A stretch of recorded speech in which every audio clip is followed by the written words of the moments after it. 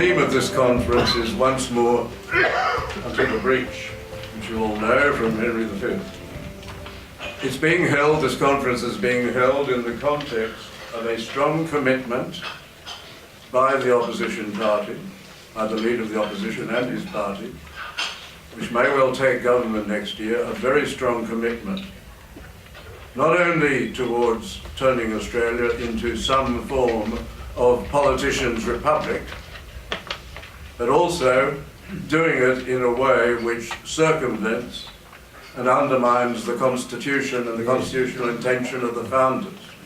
Because what is being proposed is not that they go to a second referendum, the reason being they know they would go down even bigger than they did in 1999. Why they are doing it in a circumvented way to undermine the constitutional intention is to do it through a series of votes outside of the constitutional intention. Now it's all right, it's perfectly all right for governments to consult the people and to do it by way of plebiscites, if they wish. There can be no objection to that. But when the Constitution itself sets out precisely, and for the time it was adopted, radically, to involve the people in the decision-making in any constitutional change, this is what is being proposed, and this is unacceptable, completely unacceptable, and something about which we must protest. Yes, yeah.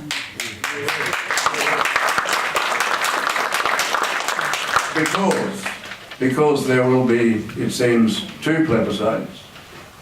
The first plebiscite, are you in favour of Australia becoming a republic? And then it goes on to a fraudulent addition. Are you in favour of Australia becoming a republic with an Australian head of state, knowing full well that Mr. Shorten was a minister in governments which regularly and frequently called the Governor-General the Australian head of state? That will be the very first plebiscite. The second plebiscite will be, if the first passes, on the form of republic. There is then to be some form of convention, it seems. It can be guaranteed not to be elected because that would produce the result, or could produce the result not wanted. And this will be followed eventually by a referendum. They are adopting the theme adopted in Brussels when the European Union found, to their great surprise, that some of the countries were voting against what they were proposing. And one of the Eurocrats famously said, and this has been repeated over and over, the people must keep on voting until they get it right. The people must keep on voting until they get it right. And this is the attitude that Mr. Shorten is adopting. And this is no objection. This is no argument for one side of politics.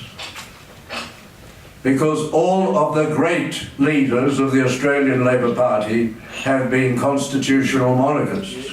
From Fisher to Scullin, down to Curtin, down to Chifley, to Dr. H.V. Evatt, all of the great leaders, and the former Lord Mayor of Sydney, Doug Sutherland, who could well have been another Premier or Prime Minister. All of the great leaders of the Australian Labor Party, like all of the great leaders of the Liberal Party, have been constitutional monarchists. I think it's impossible to name one who has not been a constitutional monarchist. This is not anti-Labor, it is against the enunciated policy of the opposition.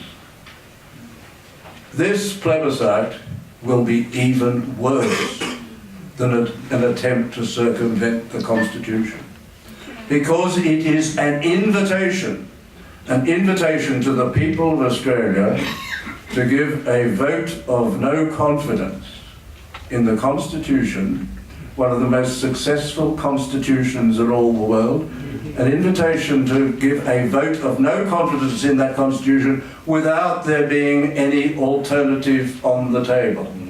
This is an outrageous, almost criminal proposition which must be resisted, which must be exposed, And that is what we hope to do, and that is what our campaign will do. And hence what we are doing today. And Australians for Constitutional Monarchy, which was the engine room of the campaign, beginning with Lloyd Waddy and others. And in the actual referendum campaign, the engine room which every day met in a national meeting to work out how the campaign would be run.